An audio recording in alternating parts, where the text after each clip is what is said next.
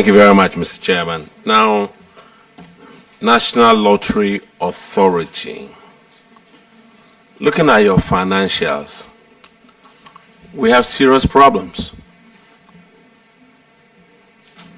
2020, your lotto intake was 299 million.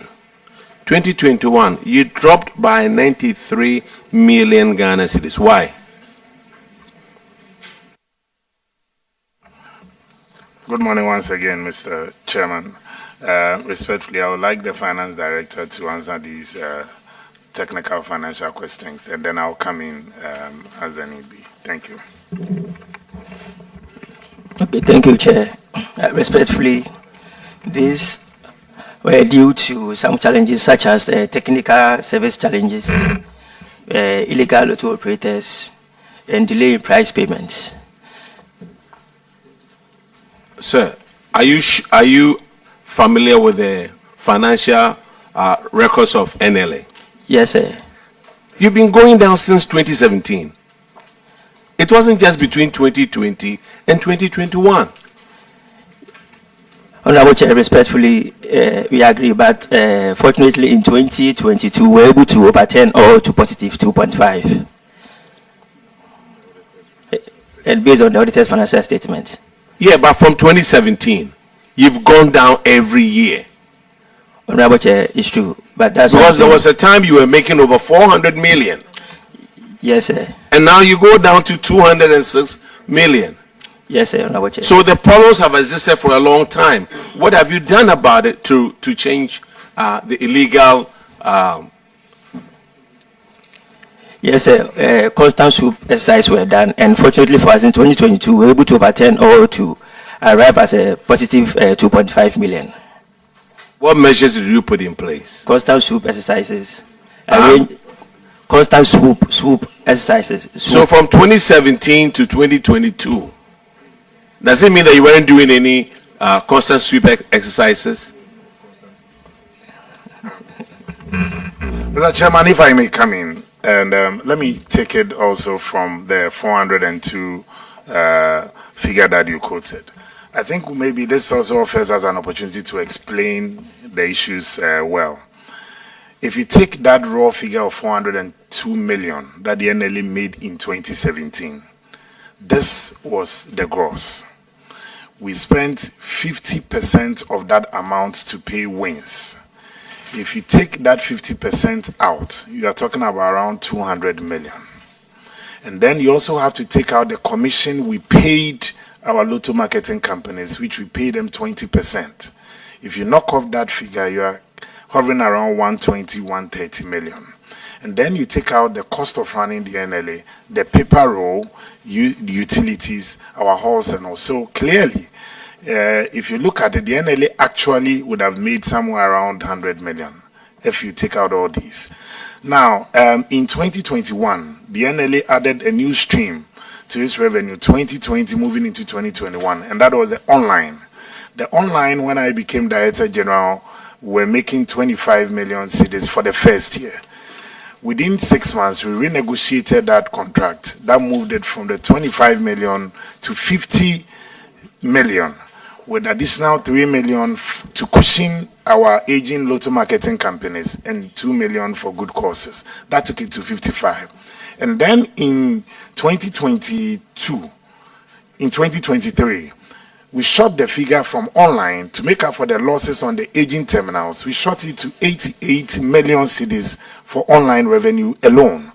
And then as I speak to you today, this year, online is giving the NLA in excess of 160 million cedis.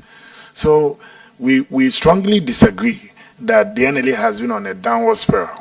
However, what we have added is that with the advent of technology, Mr. Chairman, respectfully, people who would ordinarily walk to the kiosk now play on their phones. So the world has moved on, and it wasn't waiting for us to catch up. The NLA had to introduce some of these new measures into making sure that at least we expand our revenue mobilization base. So as I speak to you today, the NLA, that 160 million plus it's clean money that you are not paying commission out of it. You are not paying paper rolls out of it. You will not pay prizes out of it.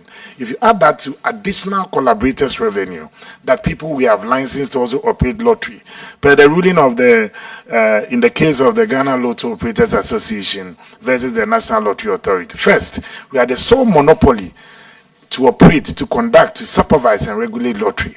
But in the Supreme Court decision, they asked the NLA to also to be fair and allow people in to participate. However, we should be firm and transparent in their regulation. So yes, we have activities of illegal operators. It's the biggest monster in the room, and it will need a bipartisan effort to root out. You go after these illegal lotto operators, and they are more or less they have political affiliations to the two major political parties in Ghana. Mr. Chairman, respectfully, your party and my party. And you keep having pleas from both sides, but we have been resolute. So we have been resolute in stamping our feet. Yes, sir, if I could come in. Yes, Mr. Chairman. The numbers you were talking about, Yes. those were the intakes. Yes, that's the intake. I haven't spoken about your expenses. The intakes kept on coming down from 2017. Mr. Chairman, the intake that you're talking about, if you look at the intake alone on the point of sale terminal. That is what we are looking at. Yes. We look at the intakes and then you take your expenses out of it. But your intakes keep on going down. For example, 2020, your intake was 299. It had come down from 402 in 2017. And your bottom line, you had a deficit of 788,000. Mr. Chairman, in 2020, the deficit of the 788,000. In fact, in 2021, it was actually worse. In 2021, it was around 17 million. But in 2022, we overturned this deficit and made profit in 2022 and also profit in 2023. Sir, let's look at the 2020 and 2021. Because 2022, we'll talk about it next year. Yes, Mr. We'll Chairman. talk about it next Mr. year. Chairman, you have aging terminals. You have terminals that were procured somewhere in 96. In fact, in 2006, 2007. These terminals are 2G terminals. Currently, many of the telcos are operating on 4G and 5G. So when you have the peak times, many of them also struggled to operate. And also, apart from the aging terminals, the NLA also was heavily impacted with the COVID, because people who would ordinarily walk to play your games, the point of sale terminal, they won't go because of the fear of the pandemic. And that's why the NLA had to diversify. So yes, there was a challenge, respectfully, Mr. Chairman, in 2020 and 2021.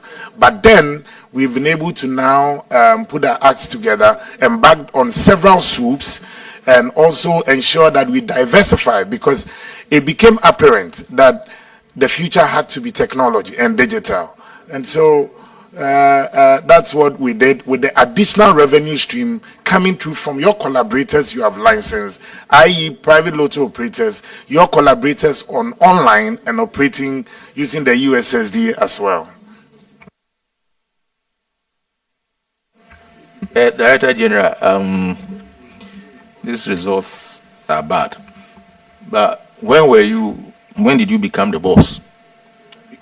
Mr. Chairman, I became the boss of the NLA in August 2021.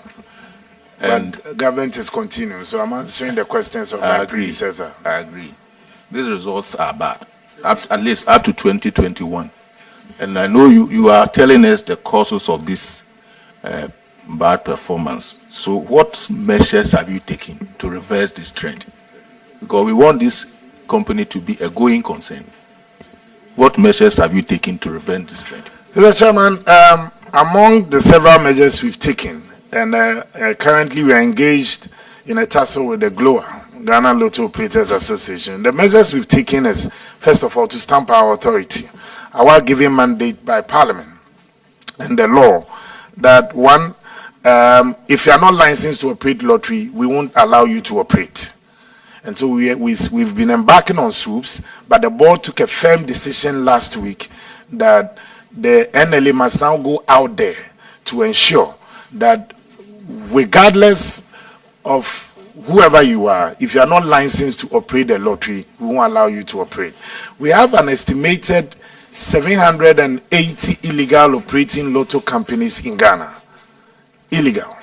And Ghana's lottery field is estimated by the World Lottery Association to raise 1.8 billion cedis a year.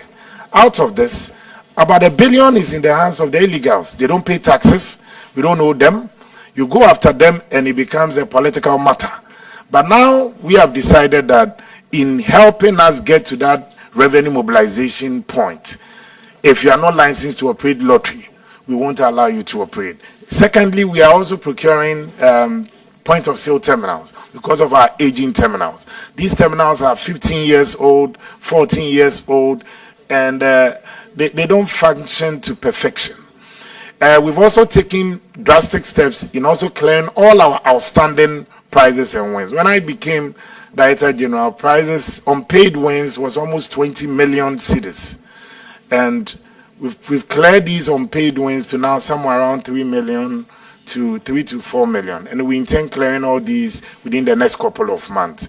So assure us that going from 2022, you have finished 2022, I'm sure you have finished 2023, you must have an idea. Are we reversing the trend?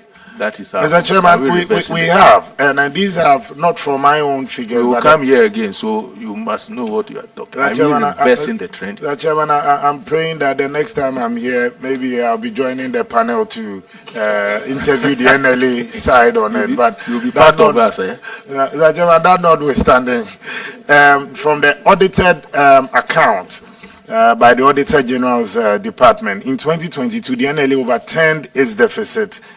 In 2023, they overturned the deficit. In 2024, they overturned the deficit. So the 2023-2024 will show positive outlook. All right, thank you. Director General, I want to correct maybe the impression your answer created. When the Vice Chairman said that you have been on downward trend from 2017, yes, Mr. Chairman, you say you disagree with that.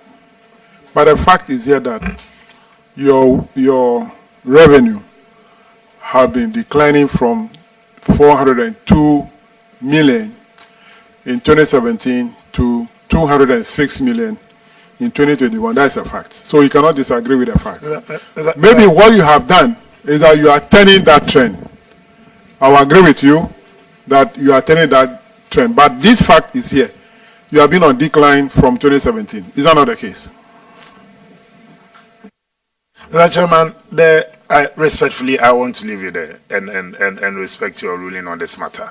But the truth is that the intake is just one aspect of the operation, of the total revenue. You have other income that comes to support it. So if you look at just does it mean that the revenue reported in this report, there are some revenue that Ghana Lotteries and that you did not disclose to auditors?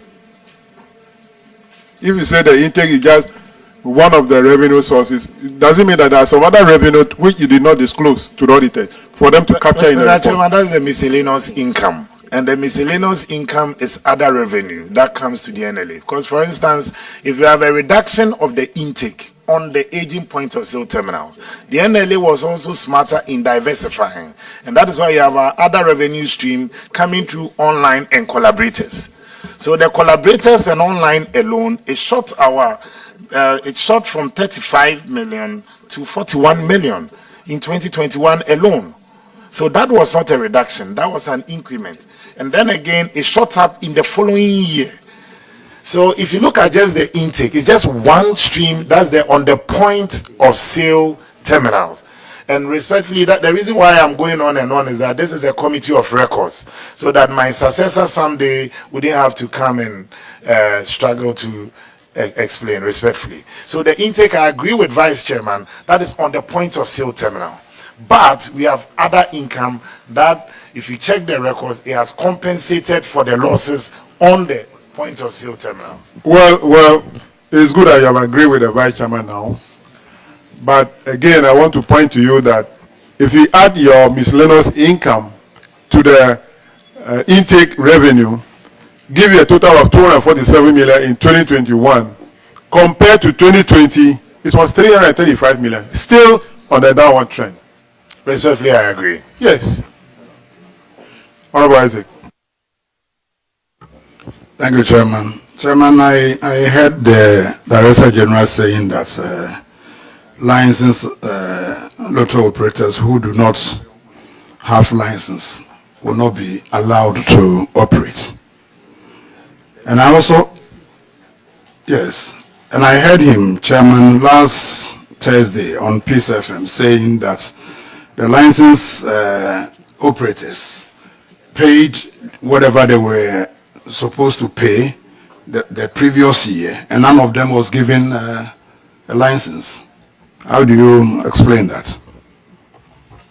So, Mr. Chairman, we've been fair in admitting where we have challenges and where we fell short. In 2 years ago, they paid for a license fee. It was actually 1.5 million cedis per license for the local private lotto operators. In 2022, in fact, in 2023, when they paid for the license fee, the processes were that rigorous. Many of them were not able to complete. Some were able to sign on for their licenses, some were not able to. It made enforcement very difficult because we believe that that stakeholder engagement wasn't broad enough. So yes, we admit that, Honorable Chair. But in 2023, in fact, in 2024, we reduced the license fees that it paid from the 1.5 million to 500,000 cedis, taking into consideration the circumstances that we all find ourselves in and how post-COVID rebound and how we could also support these indigenous Ghanaian businesses. So, respectfully, we reduced it to 500. But, Mr. Chair, the payment of registration fee or license fee alone is not a license. Just like you go to DVLA respectfully, you've paid your driver's license fee. It's up to you as well to take steps to have your biometrics done and go through the requirement for the issuance of a license. But the private lotto operators, currently our battle with them and the crux of the matter has been that they felt that once they paid for the registration fee, they don't need to come for a license. They want the license to take effect in 2025. And we said, no, that's dangerous. Because the licenses are ready, you made your input, there should be some obligations contained in that legal document, that's the license agreement. So that if somebody wins lottery and you're unable to pay, we can hold you responsible. One of the proposals that the private lotto operators put before the NLA was that they should be given 20 years to pay for somebody who wins. Yes, right. Thank you, Honorable Chair. Yes, right. Thank you. All right, let's move to the next one. But the first management issue has been answered already. It's on the downward trend of your intake revenue, which Very well. have been answered. So we'll go to the last one, which is a penalty on delay payment or pay as you earn and withholding taxes. So when you pay salaries, the taxes component that you're supposed to pay GRA, and then also the withholding taxes that you withheld, you have not remitted them to GRA. And that has resulted in penalty amounting to 1.2 million Ghana cedis. The auditors are recommending that you take the necessary steps to clear or to pay these outstanding deductions. Have you been able to do so?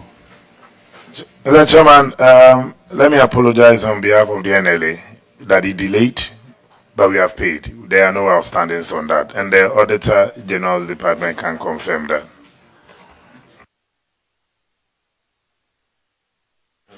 Auditors, can you confirm that they paid all the outstanding pay as you earn and also withholding taxes?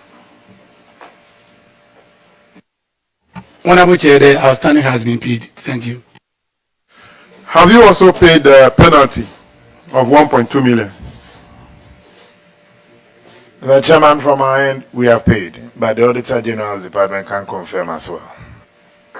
So you pay the penalty from the NLA sources, from your NLA resources or from your personal resources? Mr. Chairman, the authority has taken steps and they've cleared all outstanding. You are not answering my question. What is the source of funding the penalty? Mr. Chairman, it's from the authority's coffers. Auditors, if the management refused or default in paying remitting the money to GRA, and that resulted in penalty, should the agency suffer that, or the management that fails to do their duty must bear that cost?